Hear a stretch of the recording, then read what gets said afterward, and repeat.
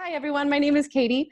I am part of the core DNO team, and I will be helping to moderate this presentation today. Just so you all know, we are expecting a lot of people on this call, so to kind of manage questions that come up, you can always just send them in the chat feature in Zoom. Just text those to us, and I'll be taking a look at those, and we'll bring them up during the Q&A session at the very end.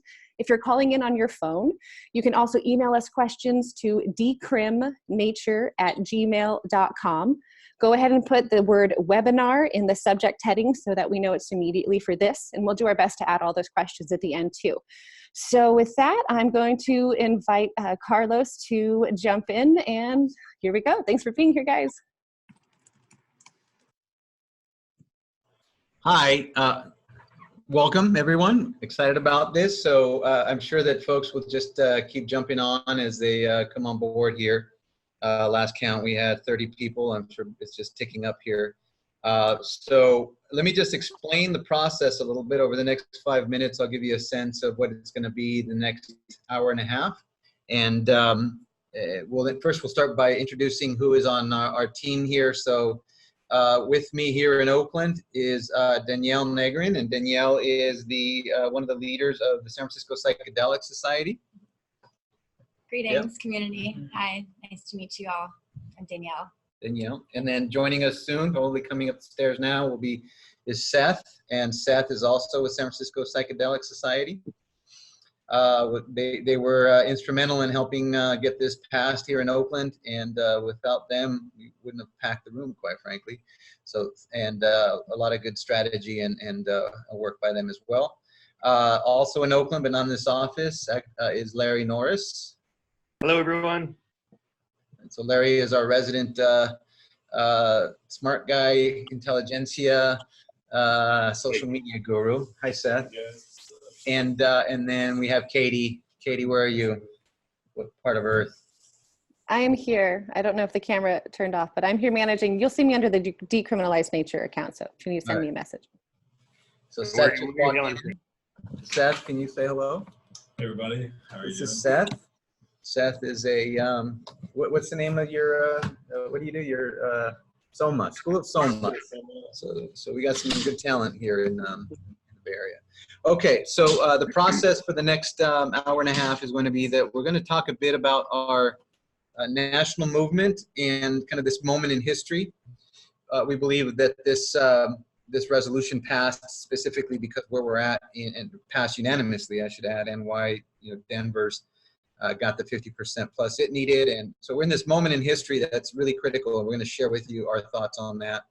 We're then going to talk about what we did here locally that really made a difference to our council, and that has been received well by the press and media throughout the world, really. We're getting calls from throughout the world. And then that'll be the second big item on the agenda. So kind of national level, national dynamics, the local Oakland dynamics that helped us get this passed. And then we'll go right into next steps. So how do we sort of build this out nationally? How do we support you all? What we can all do to work together to get these passed, what you can do in your local community that we can contribute some thoughts on. And of course, you have your own thoughts, your own processes that we respect. Then we're going to end it with questions and answers. And I think, Katie, I'll hand it off to you again really quick to share with new folks the process for them submitting questions, comments. If you can do that, Katie, and then we'll go right into Larry facilitating us at the national level. Perfect. Okay, can everyone hear me? Can I get a thumbs up if so? Awesome, we're working. I love that. It's so cool to see it all. So if you have questions and you're on the phone, we won't be able to get them obviously by texting. So send an email to decriminature@gmail.com. Put the word webinar in the subject heading so that we know it's directly for this. And then if you're on the call in Zoom, you can use the chat function. You can just send the question to me, and it's under Decriminalize Nature is my name. And let's see, I might be unmuting people as they end up unmuting, so don't worry about that. But yeah, that should be good. All right. So Larry's gonna. So Larry, why don't you say a little bit about your background? Take a couple of minutes and talk about yourself, your history, your work over the last, whatever, 10, 20 years, and then take us right into item number 2, which is the national movement and this moment in history. Great, thank you, Carlos. Hello, everyone. Super excited for you all to be here. Can you believe this? Like, this is really amazing time here. So thank you all for contributing and participating. My name is Larry. I am a PhD candidate at the California Institute of Integral Studies. I'm writing my dissertation on transformative ayahuasca experiences, looking at the narratives that come from them to help people with integration, with meaning making, these types of things. About 2011, we started a student group there called ERIE, which is Entheogenic Research, Integration, Education. Right around 2015, we ended up getting our 501c3 status, so we're an official nonprofit now, which is fantastic. We've held probably, I don't know how many events. I think we have around 140 plus speakers over the course of the many years, and probably 70 some peer integration circles. So we do both education and integration. We provide resources to individuals as far as educational resources from indigenous scholars and practitioners to medical practitioners to artists and philosophers, et cetera, et cetera. And of course, the best part about these community gatherings, there's education, but we're also bringing people together. And I think that's a big part of this, is really bringing people together. And I'm sure all of you obviously have your own communities, and throwing events and things like that is a great way to sort of mobilize everybody. So that's really something that you can all probably even start doing, pretty quickly. We started, since then, we've done a little bit more outside in the East Bay. So for the last 4 years, we've been focusing on the East Bay. And then we met up with the crew here, with the DNO crew, and decided to offer some help and support. And I think what's really great about this is we were able to really reach out to a lot of different scholars in the area and show them the resolution that we're offering to everybody as well. So this has gone not just through the DNO crew, but through many, many, many people, probably about 40 different people that are deep in this work. So it's had a good view. I don't know what my time is, but I'll probably just move right in now. So to really speak to this national movement, I think what's really exciting is just to see the outreach that's happened. I think there's something that's really special about 55 different cities across 30 different states, people from all over the place, really seeing that this is possible, that we can do this in our own city and make real change happen. And I think that's really critical.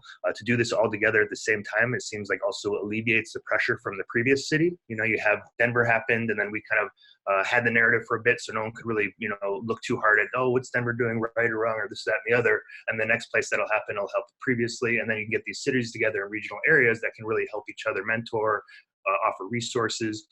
We'd like to, personally, we just met with Berkeley earlier. It'd be really great to see some sort of connection between Berkeley and Oakland. So these sister cities coming together and really sharing resources in that way. So that's what we were speaking to a little bit earlier, about looking for the regional people in your area that can kind of help connect that way as well. Oh, okay. And then I guess I was going to talk also a little bit about climate stuff. So really just speaking to how important it is to be doing this right now in this time when there's a big climate crisis that's happening. There's also issues with sustainability of plants, and the less places we grow something isn't going to help something not become endangered. So that's a really big part of this initiative too, is be able to grow and really make sure these plants don't die off. So that's my 2 minutes. So sorry guys, it's a little short.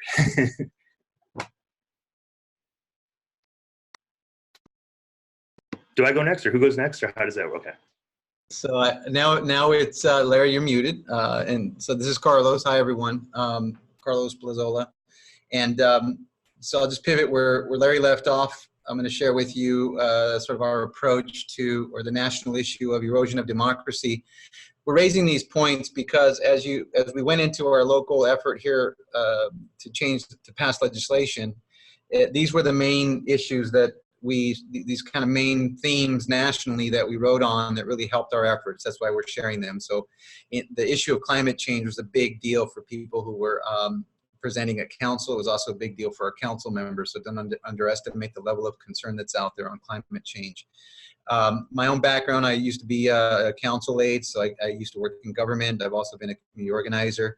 I've also had great journeys. So I'm in this, having come out of government, and I know that people in government actually do care, at least specifically at the local level, where they're very connected to the grassroots. So my topic here really quick is to share with you some thoughts about why the erosion of democracy nationally plays a part in your local efforts. There is a big fear, a lot of anxiety about what's happening to our democracy around the world, right? As we have more and more deterioration of our voting rights laws, as authoritarian government leaders gain more and more control. We know it's fear-based, that they're riding this wave of fear. It's also creating a backlash or a counter movement to really come from a place of love. And so that was something that we just put right out there, but also, and we'll talk about that shortly, but also coming from a place of restoring our connection to our elected leaders. I think our elected leaders appreciated that we went to them and were willing to sit and work with them, as opposed to the standard process, which is go through ballot measure and go around our leaders. So with us going to them, they actually were more willing to work with us, knowing that we did have in our back pocket the ability to do a ballot measure. So because of that, they were very willing to work with us, ready to work with us, and that helps restore our relationship with our governing bodies, which it is our government at the end of the day. It doesn't belong to corporate America or the wealthy, it's ours. And so retaking it at the local level is a big part of what we're doing here as well. Restoring our roots, as Danielle said, and that's a good segue to Danielle, who's going to speak about the next national trend that that we really addressed in our presentations, which was the growing concerns about opiate addiction and decay of mental health support, and how that played into our local efforts. Hello, everyone. My name is Danielle Negrin. I am the lead organizer for San Francisco Psychedelic Society. And an issue that we really brought to light, and that's been important in this resolution, is the focus on mental health and addiction recovery. As many of us know, we are amongst many issues within our mental health systems, and concerns about opiate addiction, also addiction to pharmaceuticals and dependency to pharmaceuticals. There's many people out there that are don't have other options, and psychedelics can provide a way for people to heal themselves and break free from pharmaceuticals. And we're amongst an opioid crisis right now. A lot of people are being put on more pharmaceuticals like Suboxone just to get off of opiates, and then what's next after that?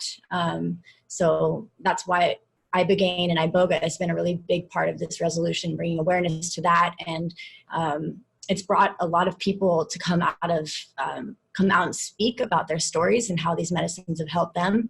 My personal story is that I healed myself from pharmaceutical addiction and dependency. I had been on pharmaceuticals for 12 years of my life and was able to get off them by the help of psychedelics and heal myself and provide myself with a new life.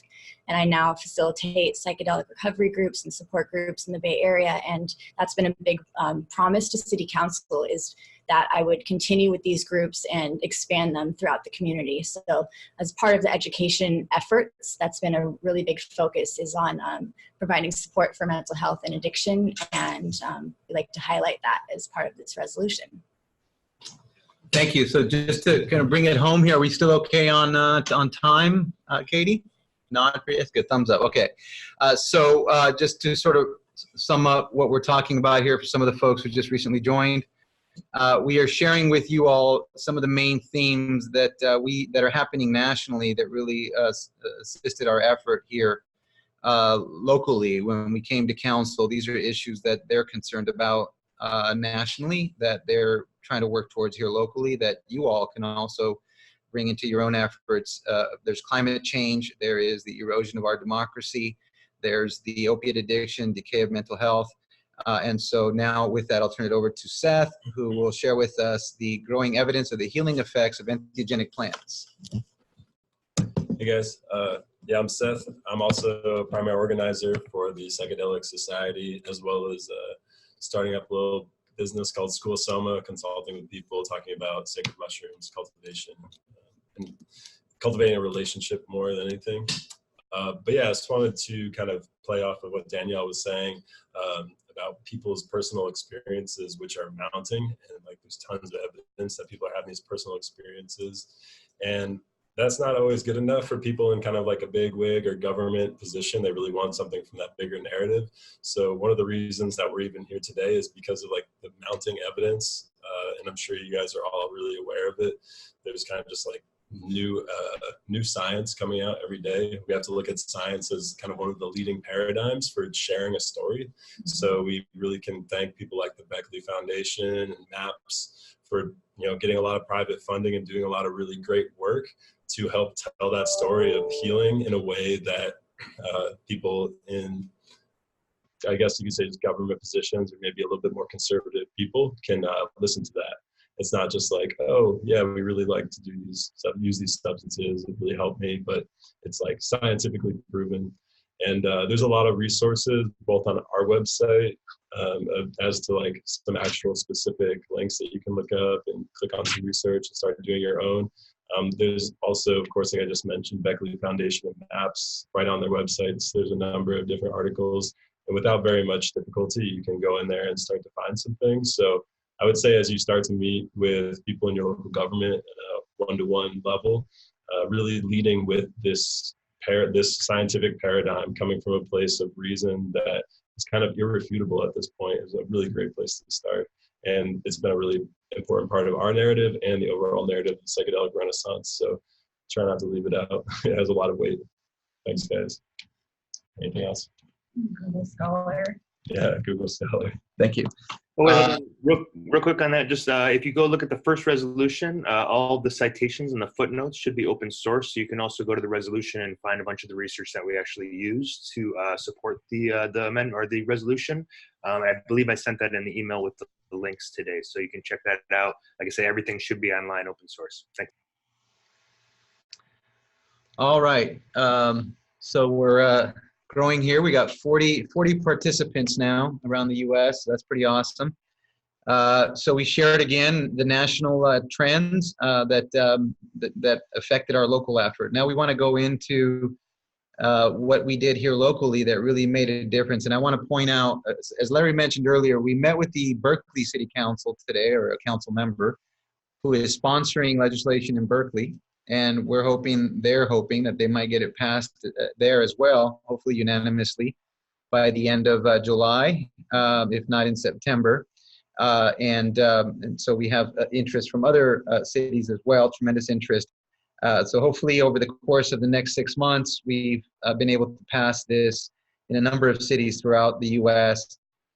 So we're going to share with you what we did here locally, and if you're interested in your own city, then maybe some of these would be useful for you. And then, of course, you have your own issues there locally that you would know about, that you would attach to. Okay, so with that, Larry, you're going to talk about why we chose to decriminalize all entheogenic plants and fungi on Schedule 1. This is a significant distinction between us and other efforts, and we have been getting some really interesting, well, I guess very sincere interest from all over the world about this particular approach, because it really relies on our connection to nature. But why don't you take it from there, Larry? Yeah, thank you, Carlos. So I mean, that was a big part of it. I'm sure you probably heard the story. We had this discussion, should we just do mushrooms? Should we go ahead and do a bigger number? And how does that look? And, obviously we're doing Schedule 1, so that didn't include poppy and coca, which are both Schedule 2. But we did focus on all the Schedule 1 plants. And when people see it on a general level, they think, oh, Schedule 1, there's what, 1, 2, 3, 4, a couple plants, right? But if you really look at it, we're talking about thousands and thousands of plants, thousands of plant combinations. That's really, really important here. Like, we didn't just decriminalize 1 or 2 plants. We did a whole bunch here. And that's because a lot of these plants, people don't know about it, but now you can work with them, you can extract them, you can process them. And that was really critical as well in terms of sustainability. For example, Iboga obviously is a national treasure in Gabon and is not doing maybe the best as far as sustainability is concerned, but you have something out here that grows almost as an invasive species in the Bay Area called star jasmine, and it has ibogaine in it. So they're probably locally sourced sustainable plants in your area, and you can start making a list up. So when this conversation happens, you can know, like, well, actually, we don't have to go to these other places. We actually have this right here in our own neighborhoods. And that's really, really important, because it's also, for those of you who believe this, the plants speak the land, and you really want to come and speak from your own place too. And I think that's really valuable in this whole process. Secondly, we thought this was a good way to unify everybody. Like, we have all this fragmentation that's happening right now, and we can unify across nature. Nature can be the glue that holds us all together. And so I think that's really important too. And we saw that in the different hearings, people were coming up that we hadn't talked to that are just there to share their experiences about their particular interests in plants. And it might have been different than the next person person in the line. So I think that's really valuable too. We're bringing everyone together in community through the process of nature. Also, you know, in terms of, I don't know if you've been watching the media, it's mostly just talking about mushrooms. So, you know, why not go for as much as you can, because they're not really reporting it anyway. So you might as well take advantage of the fact that the media is only reporting on mushrooms and really free as many plants as you possibly can, because, you know, why not? That's right. And then I don't know where I am on time, but yeah, no. So I think that's really a big part of it, and you know, to also really speak to this, you know, as Seth was saying earlier, the scientific perspective, but also the long history of tradition, also the spiritual, also the personal growth, also our inalienable right to have a relationship to nature. That's a really big part too. You know, we're not really looking at this from a drug policy so much, but more of a you know, a right to nature. You know, so it's a kind of a different type of policy that we're trying to work on, which is good because none of us are policy people. So we learned on the fly here, which probably I'm assuming for most of you as well. Maybe you have some good skills in policy, and I'm sure that will really help because you'll have the understanding of the systems. And that was kind of Carlos's was the good one on that. But I think all of us, no matter where we're coming from, we come under this bigger context of nature. Am I moving now into the second part, Carlos? I think you covered both because you said nature a lot, which is number 2. Okay, good. Was that okay? Number 1, number 2 was restoring the relationship. Okay, gotcha. Yeah. So yeah. Great. So you're there. Let me see if I just want to add something to your point there, and then if Seth and Katie and Danielle want to say anything on that point. When we had, and this is where it really came to light just how important this strategy was of relating it to nature. When we had our council testimonials, we had about 100 people there. I think a total of 80 people gave testimony. We had about 150, 200 people, but about 80 gave testimonial. And most of them actually honed in on the relationship to nature, and it made it kind of hard for the council to say, I stand against nature, right? So that was one of the kind of key strategic things. I mean, obviously we give a shit about nature because we live here. We don't have any other planets to go to, but but they were very swayed by that and very compelled by that. But the other thing that this focusing on multiple plants and fungi did for this movement is that I think the most powerful testimonials there were related to ibogaine, because people gave testimonials about 10 years, 20 years of addiction that they've broken one sitting on ibogaine. So it was unclear to us how this alliance would work out. But it was clear that evening that having an alliance across plants was very powerful because it allowed different testimonials to emerge from different groups. Some people really favor ayahuasca, some people favor ibogaine, some people favor cacti, and they all came forward, not just the mushroom folks, which were probably 70% of the people there were really mushroom folks. So, okay, with that, do you guys have anything to add? No? Good. Okay. All right. The next one is local legislative approach. We hit on that before, so I won't say too much about that other than we do advocate the local. Yes, also with DMT. We love DMT. Just saw that come up. Okay. So why take the local legislative approach? Because it does enable us to move quickly, city by city, but also, and probably more importantly, is the council of your respective city will ask you inevitably, what are you going to do about ensuring safe and responsible practice? And that's an important question, and it came up for us and has now defined our work for the next 2 years, which is we are going to be working as an organization to support others in the community on learning about what safe and responsible practice is. We would like to work with your community in collaboration, whomever you are out there that wants to pass this locally, to share with you what we're doing, but learn from you what you're doing in ensuring safe and responsible access. Because if we have good, safe, responsible use and a lot of healing in our communities, this will spread successfully around the world. If we have a bunch of situations where people had bad trips, or they just weren't prepared and they went in with too big of a dose, then we'll start hearing those stories instead. And we need to really be careful as a community to do this right. So we ask all of you to work with us on that, and we've already shared with folks our framework of education. So I'll just leave that one there. The next, so that's why take the local legislative approach. The next issue is why it's important to work towards inclusion and diversity. Anybody want to speak to that? Or you want me to? Yeah. Go ahead. Okay. So on that one, and sorry to be talking so much, but on that one, the issue in Oakland, we have a very diverse community here. We're the second most diverse city in the U.S. and traditionally very strong African American community. Many of our leaders in our movement are African American or immigrant, Hispanic, Asian, and they were at the table in helping us mobilize, organize, and will be part of the education process. So as this spreads around the U.S., we want to make sure that no community becomes vulnerable to lack of education and lack of information. And we know that if we're going to do education in any community, the people doing the education have to look like, talk like, and represent the community they're going into. So we're going to be doing that work, and every community, additionally, every community has their own way of practice. Or will develop their own way of practice, and that kind of diverse practice is a beautiful thing. We will all gain from learning from each other different ways of practicing in different communities, and we know that's already happening all over the world. So we want to foster that. So it's important to do outreach to different communities in your own municipality if you live in a diverse area. Sure. Oh, thank you. Yes. Did you want to speak to that?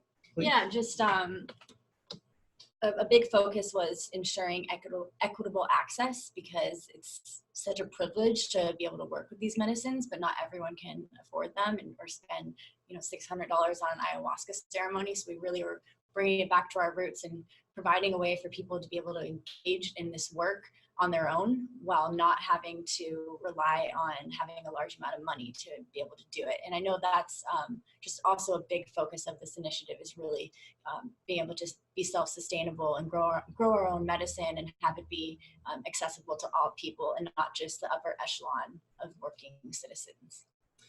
So you get the sense here of what's happening is when we go on these journeys, we hear the plants speaking or the mushrooms talking to us pretty clearly about what a beautiful utopic community looks like, and in doing our own mobilizing efforts, we really are trying to represent that. So, okay, the next item is why such a strong focus on ensuring education and outreach.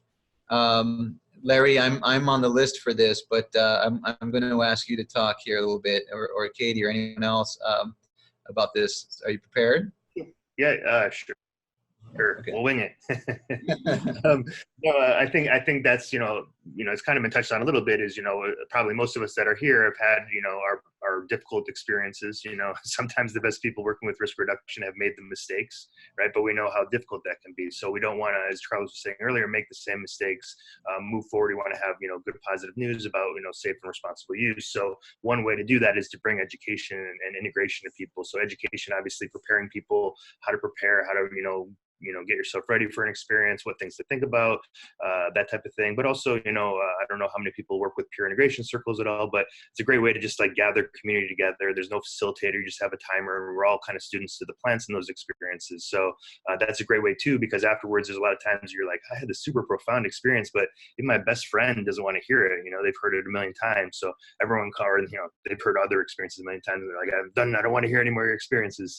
So to have a group that you can come together, it reduces isolation, it reduces alienation, and I think to some degree it helps us bring this grassroots out, because now people don't feel like, oh, I'm the only person doing this, but like, wow, there's like 10 other people I know that have had really great stories and amazing reflections, and now maybe I'm more willing to step up in a government building and say, hey, I've done these things and this is why it's important, which is we're also trying to gather community. We're doing this sort of core element, we're maybe directly addressing some of the city council members, but also bringing in that community. So by bringing education and integration, you kind of build that framework and that stabilization.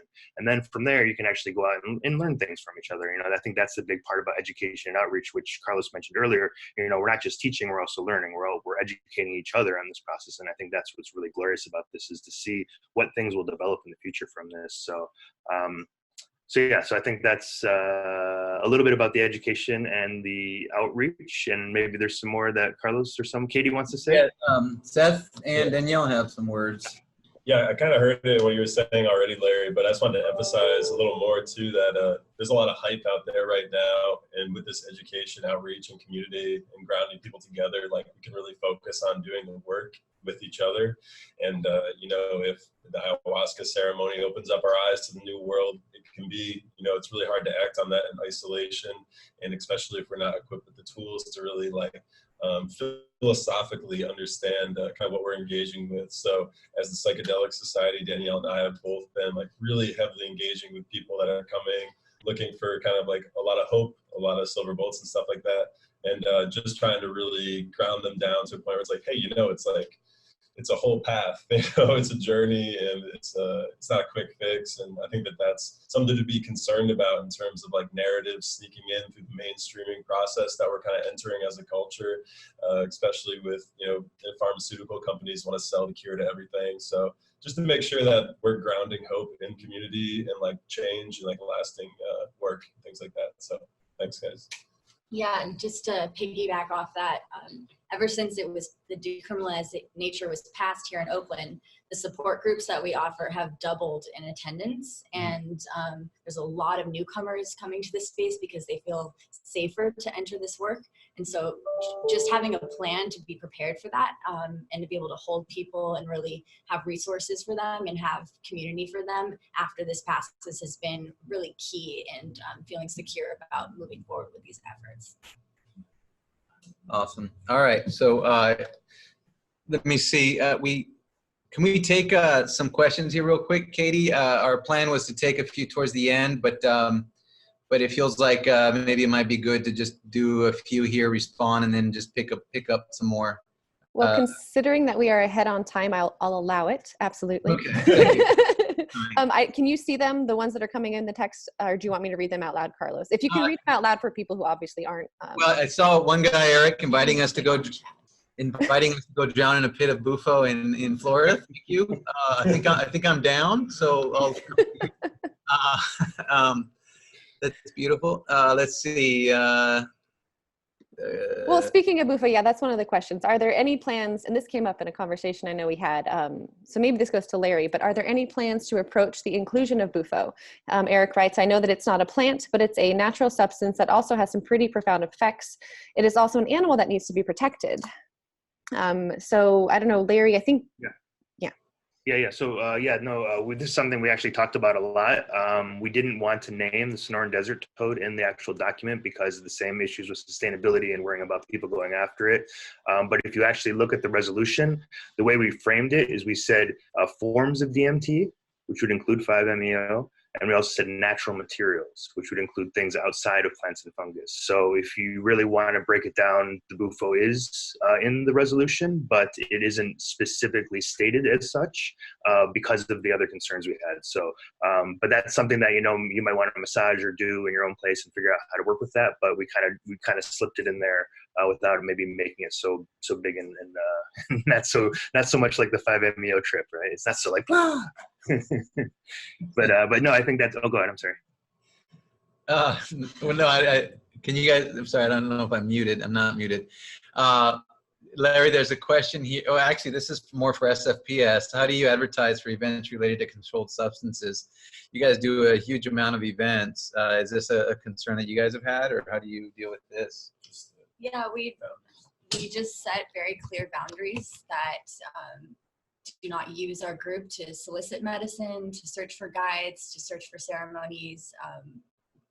A lot of crowdsourcing happens at our meetings, but we do not promote using the medicines or being able to source them. And we've stuck to that even through the Decriminalize Nature efforts. In the support groups that I run, in Oakland specifically, I am allowing for people to be a little bit more open about sharing concepts and talking about things. And someone even came gifting people mushrooms, and I couldn't say no to that. But it's just being really careful about, especially like promoting events and setting clear boundaries. Thank you. And actually, I want to recognize a question here from Verena from North Carolina. I'm looking for practical wisdom on working this issue in communities more conservative than Oakland. So we're going to cover that when we get into next steps. That's an excellent question. Yeah, that is a pretty deep question. Okay, so we'll get to that. And how do we keep sacraments safe from corporations and big business who may want to capitalize and make a bunch of unnatural versions of these medicines? Actually, I think that takes me into let's see. We should speak to that for a moment here, and then we'll go back to the agenda and we'll take more questions. So on that issue, that was a big question for us about how we deal with the commercialization and commercial sales and commercial production, manufacturing. And what we concluded was that when people asked us, well, how do you think that we should deal with the issue of sharing these, our general approach is that the collective model works well now. We're in this phase early on, though, where it's really about getting back to approaching these as sacred healing instruments or materials. And so with that, we really stayed away from commodification. It's in our resolution. It's in our, actually in the staff report, the council passed at our encouragement. They included that we're seeing these as sacred plants, not as something to commodify. And so, yeah, we have the same concern. It's going to happen. We live in a capitalist nation. I myself am in private business, so but these are particularly sacred, and we're in a moment in time where the ability to build the kinds of networks of support we want to build require that we come together as community to share amongst ourselves, not just the materials, but the information, the knowledge, the education techniques, facilitation, preparation, education. So just to respond to that, we tried to deal with that head on in our resolution. And if you read it, you'll see a lot of reference to not commoditizing this. Okay. The next item on the agenda is why the local efforts need science, practitioners, political and social activists, and community spokespersons. This is basically just that our group came together and we had scientists, we had longtime practitioners, we had political and social activists, community organizers, community spokesperson. And so this is just an encouragement to bring together as many diverse roles as you can to this effort. Now, clearly we're in the Bay Area and we have that, particularly in Oakland. There's this very rich community of scientists and practitioners and activists. You may not have that in North Carolina, or maybe you do, I don't know. But you do the best with what you have. And we are happy to provide you the science we have. Larry has done a tremendous job of accumulating scientific articles and references, and we will share that with you so you don't have to do the work yourself. That's one of the kind of open source things that we can give you. So if you don't have a scientist do that, we've done the work for you. If you need some pointers on organizing at council, we're happy to share that with you. And we'll figure out after this call how we can support your specific efforts in your area. Okay. Indigenous. Huh? Please, yeah. Yeah, good point. Thank you. But you get mentioned. Including the Indigenous voices is also something that's been really instrumental and important. And again, not everyone may have access to Indigenous leaders within their communities, but if you do, I would recommend putting a call out if there are anyone Indigenous in your area, and including them in the efforts and making sure that their voice is heard, because our elders are the most important and instrumental parts of this work. Thank you, Danielle. And yeah, all of this becomes really critical when you're in front of council or you're in front of your local elected body, and they're making a decision on whether to support this or not. And if you include certain voices and you have certain messaging, it makes a difference. And all of that goes into how we won unanimous support. So the next item on the agenda, which I don't have to talk on very much, is how we won unanimous support. We had good messaging. All these things that we've mentioned so far to you, and we'll send you our outline here if you don't have it. All of these things went into our messaging. Our messaging to council was solid. It was great. And our people that we brought forward with their testimonials, they're very powerful testimonials. We had doctors, we had nurses, psychiatrists all giving testimony or coming to meetings with council, and it made a difference. So that in a nutshell is how we won unanimous support. But what really got us there was the commitment to do education in the community after the resolution passed. So can't emphasize that enough, that doing the work in your community will become important. All right, we're almost to the last item on the agenda, but I wanted to now turn it over to Danielle and Seth, who are going to talk about their phenomenal efforts at mobilization, what it takes, our March 22nd event where we turned out about 170 people, and how they do it, what their magic is, and how you can do it in your community, or how you may be doing it already. So this was also a collaboration with Erie, because Erie has a strong mall in the area, and Larry creates amazing social media posts, and so we really maximized our social media channels. If any of you have psychedelic societies in your area or organizations that offer some type of psychedelic work, it's really great to partner up with them and use them as a vehicle to get the message out and to bring the people. So as our psychedelic society, we use Instagram, Meetup, Facebook, our newsletter, our website, and in order to tell people about we did a mobilization event first where we had the whole community come out, and we had speakers and tables and button making, and really inform the community about what we were working on. And then we had 2 hearings where we had people come out. Like Carlos was saying, we had numerous speakers at each one of these events. And there was also a lot of organizing that happened at the hearings themselves. So I would recommend having someone or a few people be able to facilitate those hearings and facilitate the organizing of people. So making sure that people get there early enough, making sure there's people that know how to fill out speaker cards.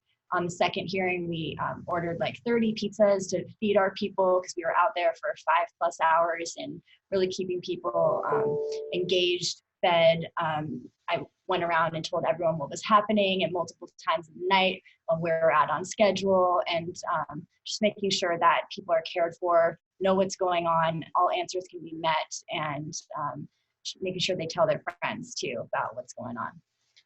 So one thing to add about the event that we actually did, like a really important part of that was that it really helped Larry, I think, create a lot of social media stuff, because a lot of the kind of like little things to click on, the memes and whatnot, were actually quotes that were said during that night. Different people speaking, things that were said. Obviously, that's like a bigger thing, but having like some sense of cohesion and bringing everybody together was really important, telling that story. And also, like, another thing about like our almost privilege here in the Bay, to have such a rich psychedelic community, so many people to outreach, and like we started this group with like multiple people that had mailing lists and everything like that in this organization. If you don't have a psychedelic group in your area, it might be really wise to start something, especially given the fact that the later commitment that we're making is education and outreach. That actually might be the first step to take, is to begin organizing either integration circles, peer-led support groups, something of that nature. And that's the stuff that we can get back to you about a little bit of detail, how we've done that, but it's a lot simpler than it sounds. Basically flying a flag that says like, hey, let's meet up. There's also a nonprofit called Psychedelic Club, and they're actually willing to sponsor smaller groups around the nation to basically become psychedelic clubs, to start organizing around these. Not necessarily that it has to be big events or anything like that. It's important to keep it really accessible for yourself as an organizer. But I think that in any area, it'd probably be surprising how many people can show up and what kind of interest there really is, especially with everybody reading like Michael Pollan's book, all this news media. There's people really looking for answers. So as soon as you identify yourself as either somebody also asking questions or having some answers, people will really show up for that. So. And we are happy to share our formats that we use for like the psychedelic recovery group, for the support groups, for integration circles. They're all open source. And also like partnering with cannabis organizations has been really helpful. A lot of the cannabis people have been through this before and are not only utilize these medicines, but are familiar with the space, and they can be a lot of voices that you can bring out to join this movement. So just piggybacking on that, and then I'd like Larry to maybe speak to social media here. There's, I think you and I were taking, there's 49 psychedelic societies in the US, right? So there's maybe one in your local area if you're not already running one or a part of one. So look at those, and just to riff off of what Danielle was saying on cannabis, we recently had a joint festival here a few days ago with the local cannabis organizing folks, and turns out we're pretty natural allies. Go figure. We all love plants, right? So do look out for your cannabis organizers in your community if that's already happened, because they've been doing this for 20 years. So some of them would be good allies. Larry, anything to add? Can you add a little bit about social media?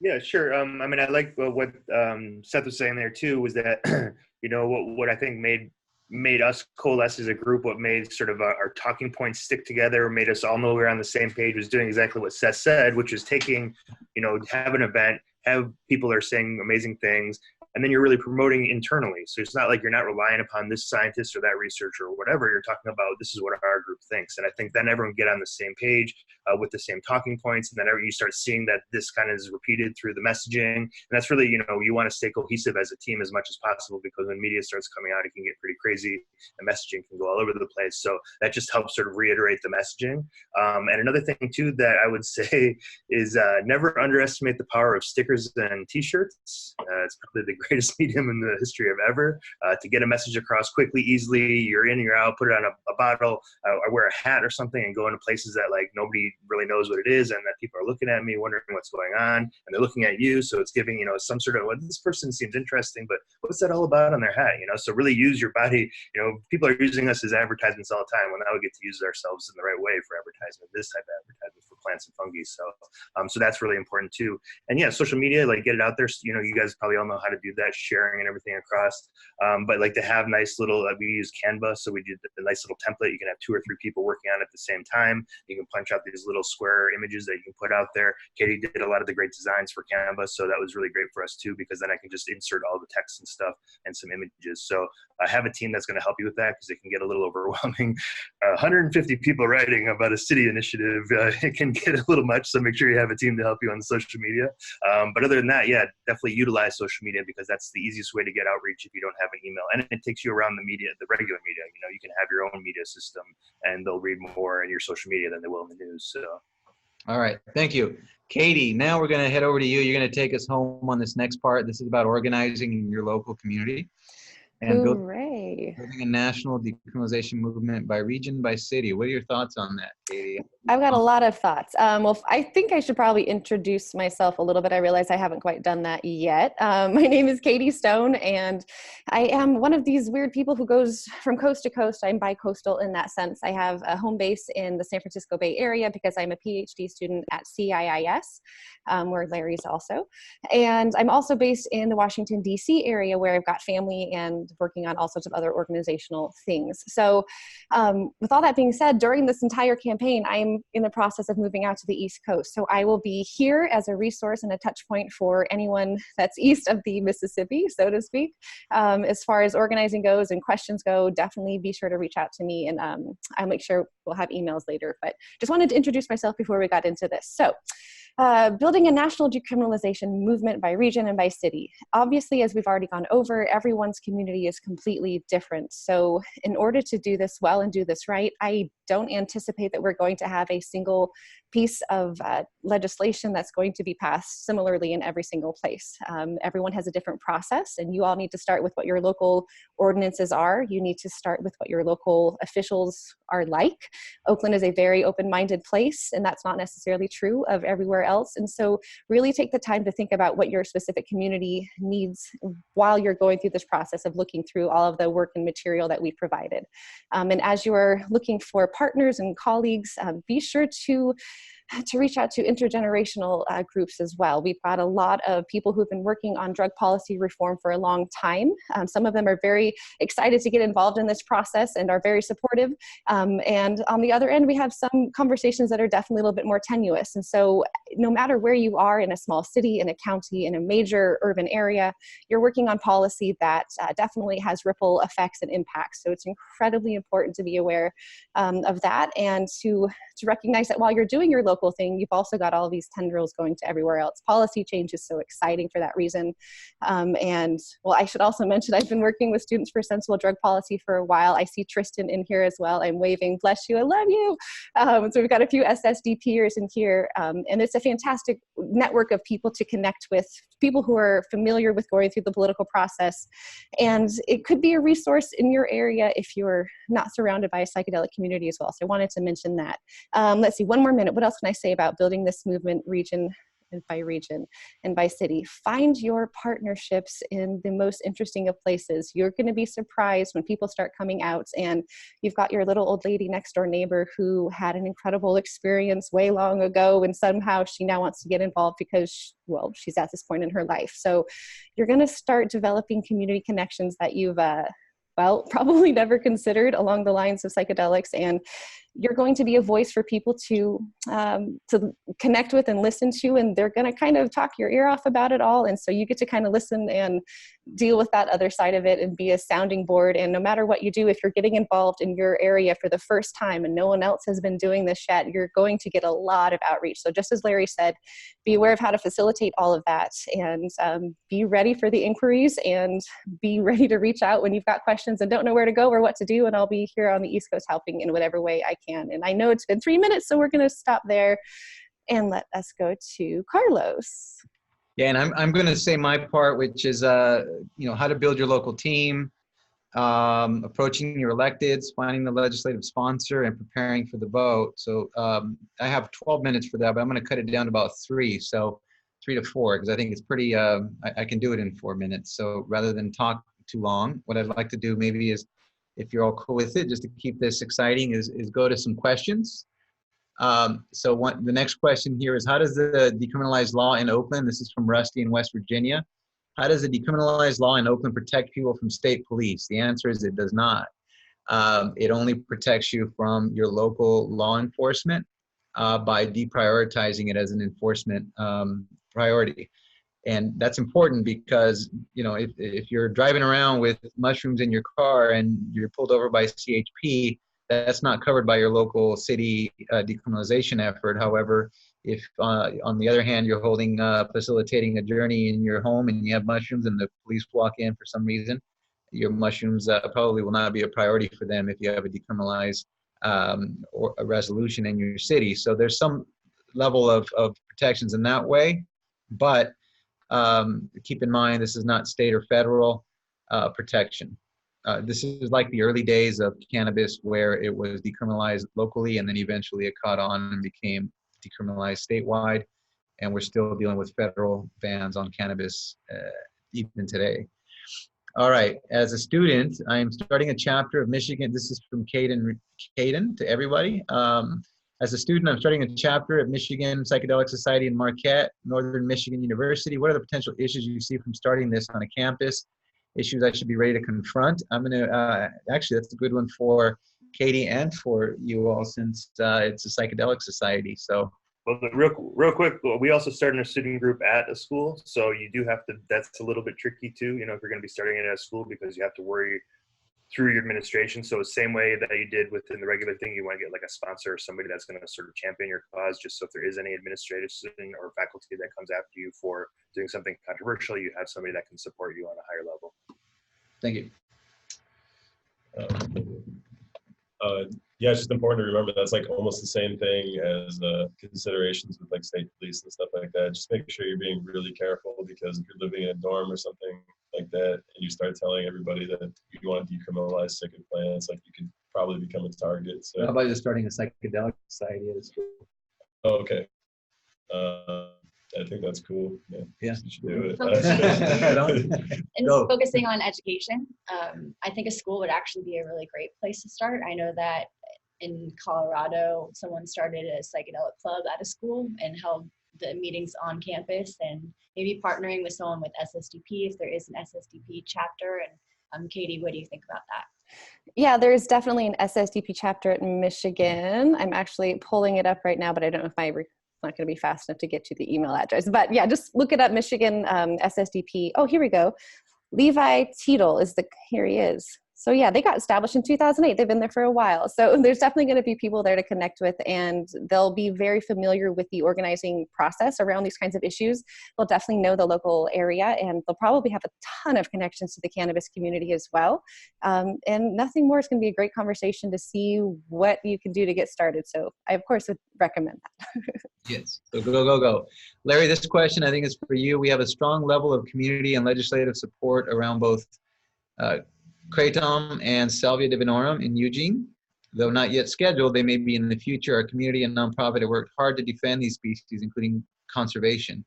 Larry mentioned this initiative included thousands of plants. How do you feel about adding other plants by name specifically, depending on the local context? So yeah, good question. Love the Eugene crew also. Awesome. Yay, good work out there. But I think one thing you mentioned, Kratom, that was, I believe we mentioned it. Oh, I don't know if I'm frozen. Maybe I'm frozen, but if I'm not, that Kratom actually fits into the indole amines. Oh, am I back on yet? You're back, yeah. Sorry about that, guys. So Kratom, I believe, is an indole amine, so that would be included and was protected given this particular writing. Salvia is not, I think, in here, or maybe it is. You'd have to ask Bob a little bit more on the technical of that. We were thinking about adding the plants' names. They did ask us for all the plants' names, and so we just were basically like, all mushrooms with this, all cacti with this, all, because it does get to be a long list. But I think internally, we do have a document which is like locally sustainable sources, invasive species, things we need to worry about, things that are, an issue, and these are going to be going in our curriculum as well. So once we have that all set up, we can maybe send those out as well. But we're going to know a better idea of what's in Eugene than we're going to know. So there's probably some plants there that you can start building a list of that, and maybe not as like a public document, because when we did have the public names on the actual resolution, the city's attorney's office wanted to take that off because it was too, I guess, too much for people. These are the exact plans to do the thing. They're like, no. So maybe just do that as an internal document so you all know internally how to make it work. But yeah, thank you. Thank you. Okay, how do you advertise for events related to controlled substances? These violate terms of use on many online platforms. And I guess I'll hand this over to SFPS because you guys do. And Erie does as well, so you could feel this as well, Larry. But generally, there hasn't really been any issues as far as advertising on like Facebook. So Facebook has not banned advertising mushrooms? Well, we haven't actually advertised. We just there's a shadow ban thing, which is like, if you get a hashtag, they can shadow ban you. I've heard that happen a lot. So that's a little bit of a concern. What does that mean, Larry? Can you elaborate? Who knows if it's true or not, but that's what there's a lot of claims that that if you use a particular hashtag, then your post will just kind of disappear and doesn't really get seen by as many people as it should be seen by, because it has this sort of a censored word on it. But I don't know if that's necessarily true or not, but that's a rumor. Yeah. I'm just keeping it super focused on education and harm reduction is the way to keep the post going. Cool. All right. I'll add here real quick. Jason added to us to not mention consumption at events is a key for marketing on social media. Completely agree. And not allowing that either. Right. Like, there's one thing to not promote it, but to state it multiple times at the event that this event cannot be used for, we say, come intentionally sober to this meeting and don't use this group to source medicine, to use medicine, or else we'll lose our status and we won't have these meetings anymore. I will attest to that. The first time I met Danielle, I was going through an integration myself, and she did say that right out of the gate. And there's ways too that Bob does it, which is like, I'm not a criminal, but if I was, I might make this ingredient recipe, or I'm not doing this thing, but if I did. Hey, just crossing the line, Larry. Just kidding. Just kidding. All right, good stuff. All right, how does the law pertain to ibogaine providers? Is it now legal to practice in Oakland? It's the same for all of them, which is that local law enforcement deprioritized all of these. So if you're driving in your car, they walk in somewhere and they see a plant, they test it, it's ibogaine, it's deprioritized, they're likely not going to arrest you. Very likely, because we basically pulled their budget to not enforce on these, not be pulled, but they have deprioritized the budget for police to do any enforcement on these. Likewise, the city asked the district attorney's office to not enforce on these. So it's not legal by federal standards to practice any of these, but the local law enforcement won't arrest. Okay, do you have? Setting up an ibogaine. Huh? It's not an invitation for people to set up an ibogaine clinic and start charging people for facilitating ibogaine sessions. It's amazing how many people want to start an ibogaine clinic. That's kind of been the big thing. I'm sure there's cause for that, but I'm good. All right, we're not there yet. Do you have lawyers on your team to navigate the politics? Well, we have lawyers on the team to navigate the law, and we have a lot of them, plenty of them. So we do recommend having lawyers, finding lawyers on your team, activist lawyers. And the cannabis arena is also a good place to look for these lawyers. Many of the lawyers who came and joined us were pretty active in cannabis law as well. So recommend that. In terms of politics, you'll probably be better off dealing with people who have worked in politics, and every city has those folks. You can even look for a council aide who knows their way around, or a lobbyist who knows their way around, or just somebody who likes to go to council meetings. Whereas lawyers may be better at law. All right. Can the terminology decriminalize nature be used under various other cities in an effort to unify the voice of this message in Decriminalize Nature Atlanta, for example? Larry, you want to speak to that? I think we had a pretty extensive conversation about that at our last board meeting. Do you remember the result? I don't remember. The result was, yes, we're interested in meeting up like this, and we're trying to figure out how exactly to do that, mainly because, each initiative is their own, but, decriminalize nature as a term, as a phrase, as an idea, it's a meme, it's an idea, it's out there. So, people use whatever they want, but I think the challenge would be like trying to figure out how to connect directly with groups and how we would kind of shake that out. And I'm not really sure actually how we ended that conversation. Carlos, do you? Yeah, so in terms of like becoming affiliated as a fiscal sponsor of a group, Decriminalize Nature, becoming a fiscal sponsor of your local group, we'd really have to sit down, get to know you, just because any type of fiscal sponsorship becomes a liability responsibility. But if you want to do Decriminalize Nature Atlanta and start pushing that out there in a meme or whatever, everybody should be allowed. We don't own decriminalizing nature as a phrase. We do have a nonprofit 501c4 called Decriminalize Nature, but an official relationship with us, we would love to explore that with you. And we just need to go and meet you.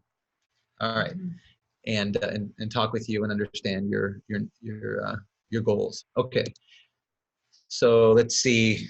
Now we'll come back to questions here. We got about 30 minutes left on this call, and now we're going to just do a quick 4 or 5 minutes on how to build. What did I do? Oh, there we go. How to build your local effort. So the goal here is, that we can, as local areas, cities, counties, towns, townships, if you have the support from your local elected officials, that you approach them and you ask them to consider sponsoring this. It's good to find in your own area a council member who's sympathetic, and so the way to do that is just research them, like Google your local city council, research what what positions they've taken on things, see what their websites say in terms of their priorities, what kind of work do they do, right? If they're in a progressive type of work, then they might be ready to take it on. If they voted very progressively on a number of issues, they have a strong leadership role in advocating for homelessness or for affordable housing, or for any social justice activities, then chances are they may be an ally of yours. And then work to build your local team, look for organizations like SFPS, any student groups, any cannabis related groups that might be interested in joining with you, and then approach that council member that you think might be an ally, for their guidance, their advice on the other council members, to get a read on the other council members. If you are going to, this gets to the question that was asked earlier about what do you do if you're in a city that's not as progressive, say as Oakland or Denver or Berkeley. Then if you can get then you look at just squeaking the votes by. You probably won't get a unanimous vote. Maybe it's possible to get 4 out of 7 votes, and that's what you target. There could be people on there that you just know will not get you their vote, give you their vote on this. So just, meet with them, but don't count on them, and try to get to a majority vote. So do your research on who that majority is, and then figure out their concerns. Are they science-based, in which case you may want to approach them with 1 or 2 or 3 scientists in your community? Are they health-based, mental health-based, in which case you want to approach them, say, with psychiatrists, therapists, or practitioners, or those who have benefited from these plants or fungi? Are they justice-based, in which case you can approach them with folks in the social justice community about equitable access, because we know that if we don't pass this locally, eventually what will happen is it'll get passed statewide, nationally, and it'll be controlled by pharmaceuticals and corporations, and it may not be as equitably accessible to people in lower income communities. So regardless, figure out on your council how many votes you think you can get. Approach them, ideally with a group. It could be 2, 3, 4 of you. It could be just you, but even if you have 3 or 4 people, that's a pretty good solid core group, and start to understand what makes each of the council members or county supervisors, or I believe on the East Coast it's a different term for council. But see how many of them you think you can count on their support based on your initial meeting with them, and ask them for their advice, particularly the ones that are your allies. Anybody who says, I absolutely support you, then the next question to them would be a council member to say, how can I get additional votes on council? What's the trick to getting, Bob's vote or Mary's vote? What do I have to bring to them? And that was one of the ways we got unanimous support, is we would talk to council members and say, hey, do you know what we can do to get so-and-so support? And they would say, well, they really care about this issue. So we'd research that. When we went in to meet with them, we were prepared to answer those questions. So that's approaching your council member to get a sponsor.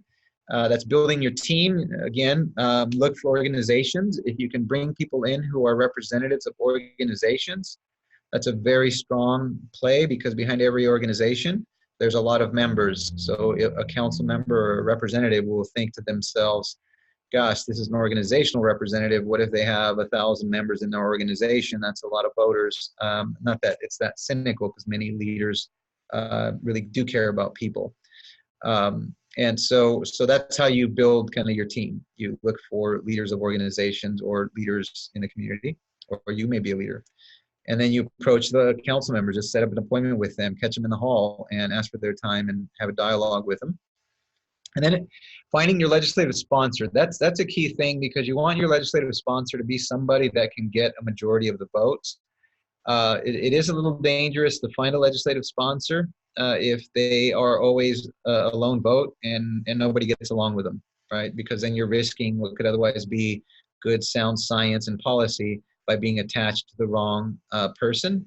So if you do have somebody who's a strong advocate, but they're a lone vote all the time, then find a co-sponsor, another member of council or your representative body that would team up with them. Don't necessarily tell them right out of the gate that you're going to have 2 sponsors, but ask them both, get their commitments, and then say, oh, by the way, do you guys want to sponsor it together? And at the end of the day, if you have to make a call on who's going to sponsor it, pick the person who can get you the majority vote, as obviously this is about getting things decriminalized. So whatever we have to do to win that vote in terms of the sponsor. And then preparing for the vote, this is kind of the last item, and now we're going to shift to education and the importance of that. In preparing for the vote, it's really about doing the stuff that we talked about. Build your messaging.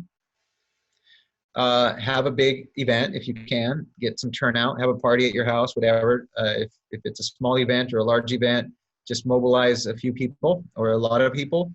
And then meet with all the council members. Get their read. Do your homework. Bring the science. Bring the testimonials. In our case, we really focused on science, education, and personal testimony. Those were the kind of 3 big factors. And then bring it, and then be ready for the vote.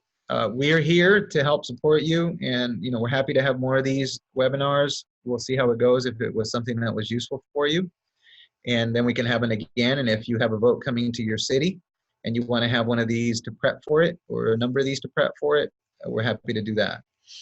So that ends my portion here. Now it's now you've gotten it passed. Let's say that you went to your council and you got this passed.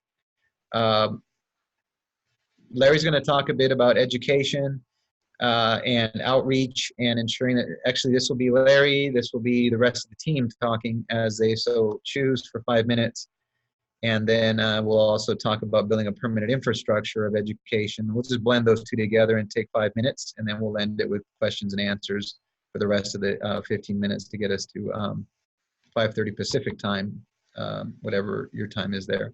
So Larry, why don't you kick us off on education, diversity, inclusion, and outreach, and doing that work. And then you don't have you don't have to take the full 5 minutes because others like Danielle and Seth and Katie may have something to say, but I'll try my best. All right. So education obviously is something we've been working on for a really long time.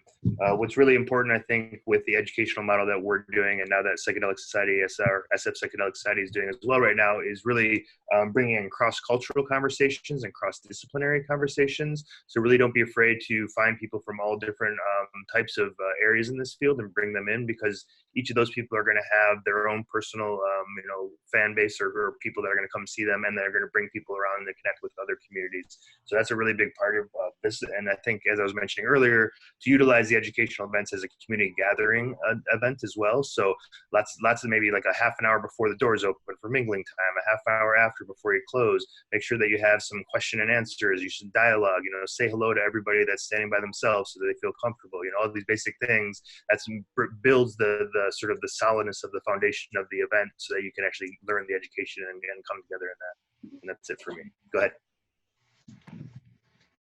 Yeah, I would agree with that mostly. And just again, another emphasis is a lot of the way that I look at the Psychedelic Society is as like a kind of a campfire to bring people together. It is largely about the organic networking of our community at large, so that everything that we're bringing and sharing has a place to stay, and people to hold the stories and to share education, commune with, basically.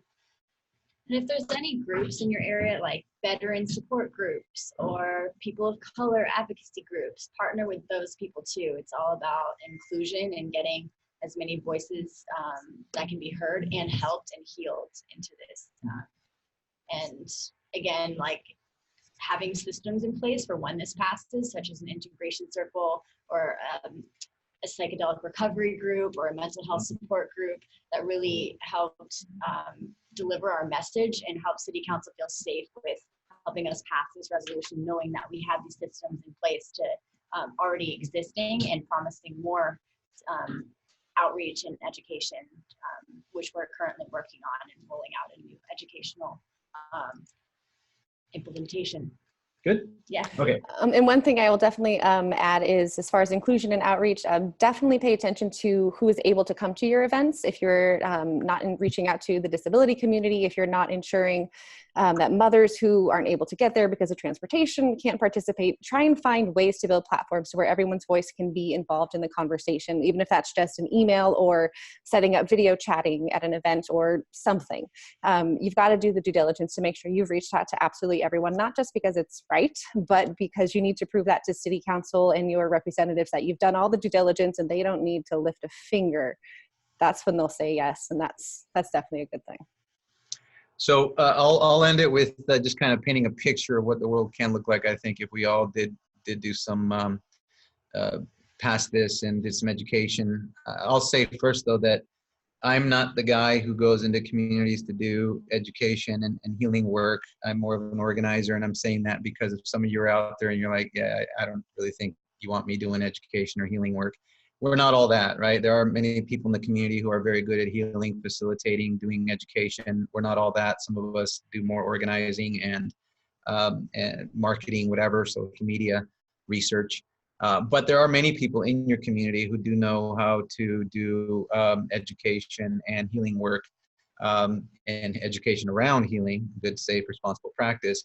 And so the issue is, the challenge is finding them and bringing them to the table for you, because imagine a world where it's decriminalized all over the world, plant use and the use of these power plants, these entheogenic plants and fungi are decriminalized, and they're just part of our culture. And we've established a network of practitioners who are talking to each other around the world, and they are informed about safe and responsible practice, and we're taking this into every community, whether it's a rich community or a low-income community, wealthy community, low-income community, regardless of race, religion, ethnicity, that everybody is healing from these plants, as once happened in our communities back before we became industrialized in mid 1700s and became sort of cogs in the industrial machinery. once upon a time, we had a relationship with nature where we were able to heal based on our relationship that we established over hundreds of thousands of years of use of plants.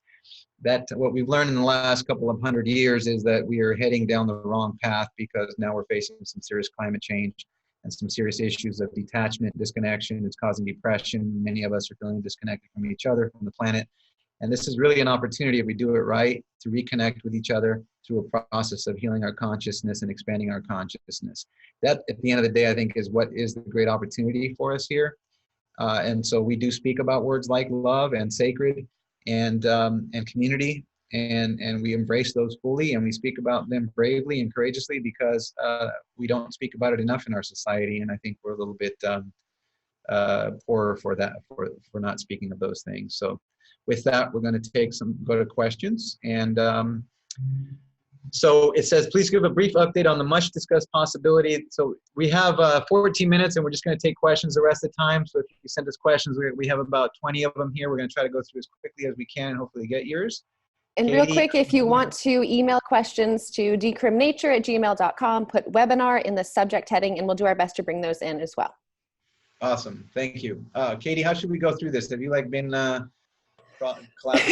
Well, I've definitely been taking them down, but you keep answering all the questions that people are asking, which you're doing a great job of.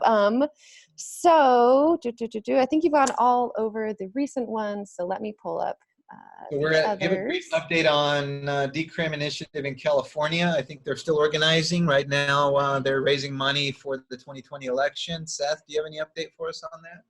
No? Okay. I think last I heard, they're trying to raise money for getting that on the ballot, and they're waiting for the state legislature to give them a read on their proposed language. So I think their goal is to get it on, get the signatures by end of year. So we wish our friends luck at the state. Anyone in South? Let's see. I'll read the next question out real quick. Can you pull this off without forming a legal entity? Or rather, how far did DNO get before it had to form a legal entity? So you don't have to form a legal entity? Excellent question. We did it. I'm not sure why we did it. We just did it. Oh, fundraising. All right. That's right. Thank you. We wanted to raise funds. And at the end of the day, we actually, we did it to raise funds, but if you want to, you don't have to do it. You don't have to raise funds to do this. You all can contribute. And real quick on that, the one thing that you do need to do with that, which is kind of what Erie was kind of hosting, was that without any kind of corporate structure, it's hard to get a bank account that could work for that. So you'd be using your own personal bank account. So just keep that in mind. You would want to find some way to at least separate things out so it's clear and clean for everyone. Thank you. Joshua asks, what about the language when we talk to city officials like city council, chief of police? Does it have to be all legal terms and proper, or can it be more loose and personable? Yeah, it should be. So the answer to that is they'll listen more if it gets to, everybody hears from their own perspective, right? That's just how we operate. And so yes, the police here did want to know about the science behind it, and also about how do we distinguish enforcement.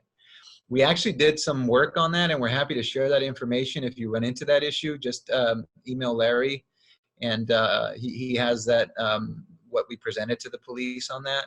Our deputy chief of police, who was really impressive and talked about tryptamines and phenethylamines and DET versus DMT. So it was actually, he's a pretty sharp guy.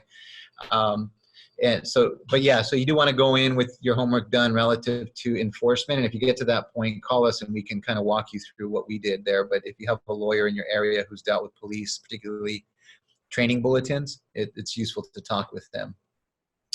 But we're available and happy to help. One thing I would add also too, real quick, just don't get overwhelmed by speaking to city council. Definitely be yourself. If you're not a scientist, speak to where you come from. Let them know that you're engaged in this process and you've got this team that you're building, but definitely don't present anything other than like who you really are and what you're there doing, because that can definitely come off as false and can definitely be weird and uncomfortable. So be yourself, you know. Yeah, definitely with city council. Yeah, bring yourself forward. So Keith, to everyone, says, in the wake of Oakland's success, I made some preliminary contact with City Council and Police Chief in my Northern California community. I'd be glad to briefly share my reflections on issues local organizers I'd likely to encounter with public officials, how to proceed. So that gets to the issue of how do we all communicate with each other these wonderful stories. And I think one of the things that we probably should talk about internally is setting up some kind of Facebook group. Do we have that? No? What would we call it? Decriminalize Earth? Decriminalize Nature. All right, so yeah, we should talk about that. We'd like to do though. Yeah, go ahead, Larry. Yeah, just real quick. Maybe also because there's a lot of people in different groups, and there's only maybe like 40 some people here on this call, but we have like 120 different emails. So it'd be nice to also find some easy, smooth way to get a consent that everyone in their particular areas or geographic regions can be connected through email. I don't want to just send everyone's email out for privacy, but finding some way to actually connect you all as well in your local areas. Cool. All right. Thank you. Real quick, I was going to say we could use a Slack channel. I will throw that out there. Definitely open to that option. Are you volunteering? Katie's the Slack. I think I just did. Okay, I guess I'm setting up a Slack channel. Yes, I'm on Slack. So I'm ready to go, Katie. I will. All right. You're ready to go. Here's my email address. We're going to set up a Slack channel, and you all are going to be invited on it. Is that right, Katie?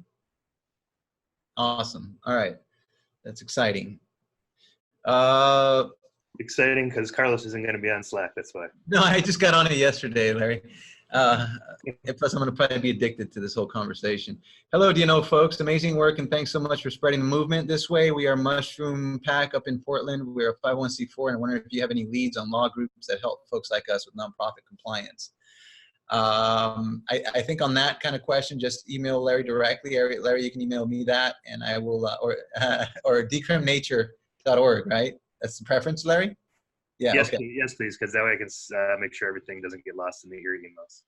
Thank you. Sorry about that. Decriminature.org. Email us there, and we can connect you directly to anybody we know. Hold on, real quick. That's decriminature@gmail.com or info@decriminalizenature.org.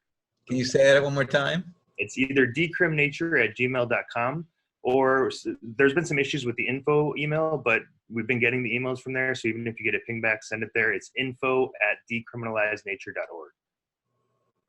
Cool. Okay. Anyone in Western Oregon, Corvallis? So we're going to, on the Slack channel, you can ask that kind of question. That'll be great. And then you all can connect. Do you guys see any questions in there you'd like to ask?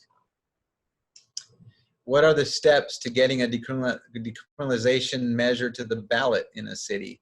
Yeah, so that's much more complicated, and that requires getting a lot of signatures and a lot of money to, well, not necessarily a lot of money. I think Denver, we heard, cost $45,000. So it's not a lot relative to state of California costs about 10 to 20 million. So it's a little bit, it depends on the size of the city. If you have a small city, then maybe you need to get 10 to 20,000 or 5 to 10,000 signatures. But you can ask the city clerk in your city what the process is, and the city clerk in your city may be able to help you with that.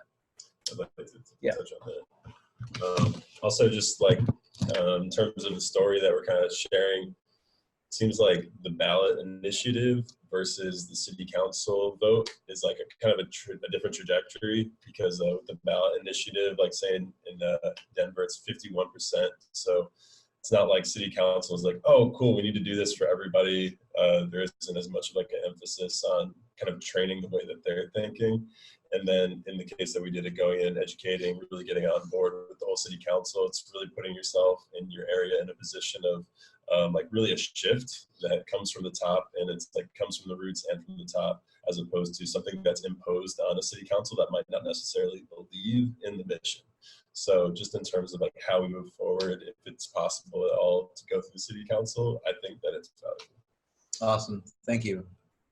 Can you move on to another question? Yes. So another question from Caden: is it best to just meet people when looking for people to fill roles in a chapter or club? I'm on my own with some followers and local acknowledgement, but I do not have a team. I'm worried about people joining and not being committed. Do you suggest interviews or just taking it slow and letting people fall into those positions? I recommend having some type of event where you put a call out that you're looking to assemble a team and see who shows up, and then asking people like what type of time commitment can they give, especially since this is all volunteer work, and then assigning roles to people based on their skills. So if someone's like kind of good at social media, have them run the social media and see if they can really execute that. If someone's good at community organizing, have them execute that, and just making it tangible so where they can actually deliver and not have to do too many roles or wear too many hats. But I think it would be helpful to like interview people, but really where the proof is if they actually do the work and follow through with their assigned tasks. Yeah, I'll add to that actually. One of the things we did early on, like the first step was we met as a small group of just a few people and said, these are our core principles that we're going to ensure we always adhere to, seeing these plants as sacred, coming from a place of love and compassion. And that really did help us when we got into places of, because eventually these become stressful movements. We went back to that and we were able to keep things solid and tight. So, and do engage with people that you feel come with the same intention, particularly if you're coming from a good intention of wanting these plants to heal. So that's a recommendation there is in terms of who to work with, those with whom you share intention. Any other questions in here, folks? What's the Slack channel? Somebody asked. Katie, what's the Slack channel? That's for you. Because a lot of these conversations that are happening here are going to be great conversations for the Slack channel. So what the hell is that, Katie? Real briefly, Slack channel is a communication app that allows you to maintain mass communication among many people using your phone or your computer. You can hold private conversations, you can share documents, we can host Zoom calls within Slack specifically, which is awesome. And most of it's free, but for all the fancy stuff, you do have to pay a little bit, but we'll try and keep it free, I hope. And so what will we do to help folks join on? So we're going to send people a link that have the email? Exactly. Yeah, I'll go ahead and set it up. And based upon this information we've got already, we do know some people who are already divided up by state. So I may kind of put things into a region or people by state. That way you've got a channel where you could start talking to people who are in Arizona or wherever. That way you can start organizing together. I imagine it would be better to know who's around you before doing this all by yourself, even if you're in different cities. It's just nice to have a coalition and to check in, because you'll need, community everywhere. Even if you have a strong team within your city, it's going to be nice to be able to touch back into everyone here, I think. And I did just see one more question come in. Do you suggest trying to do this in a smaller town or city, or oh my gosh, it scrolled, sorry. Or trying to find a larger community within your state. For example, Kayla lives in Mesa, which is a suburb of Phoenix. Would it be more effective to set this up in Phoenix versus Mesa or Tempe? You got a couple things here. I'll just add that I'm from Phoenix, born and raised. And I would advise trying to stick to where you vote, because that seems to be the best way to start. And that would be my 2 cents. And I know others will have comments too. Yeah, only that we actually have gotten some outreach from folks in Phoenix. So I think one of the things that we'll try to do here, and we're recruiting a volunteer to help us with this, is to organize people by city and then connect them to each other. So let's say that you have 7 people in Phoenix already and you have 1 person in Mesa. Then maybe it's a partnership. You guys assemble. So I don't know how close Mesa is to Phoenix, but if it's close enough, then maybe you all talk as a group strategically what's the best approach. To have maybe passing something in Phoenix might make it easier to pass it in Mesa, or the other way around. So I think it connect you, and actually the person we know in Phoenix that's been reaching out to us has some pretty deep connections in the council apparently. So real quick on that too, another thing, if I may, what we noticed today in Berkeley is also that if you have a central city, a central location, that it seems like other cities around it will want to do some partnerships and partner up and kind of join teams with that. So kind of also think of that when you're doing that, because you might find, okay, which is the place you're going to go, and then which other, we went to Oakland first, and Berkeley's like, yes, we want to like participate in what Oakland is doing. So really kind of strategize around that as well, because then a couple other cities will probably hop on real quick, and then you have a nexus.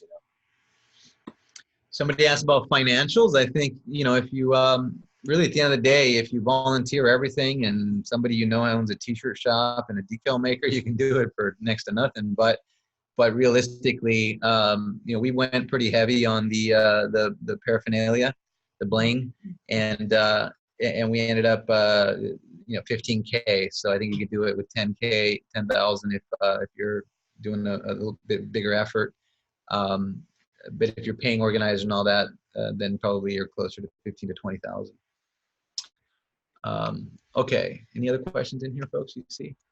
Someone a little bit higher up is more like philosophical. I could speak to a little bit. Okay. A little more. Oh, just to clarify here, I'm not sure. Say it again. It's like up a little bit more. Okay. Yeah, there, like the one from Keith. Oh, yeah, you want to? Yeah, Keith.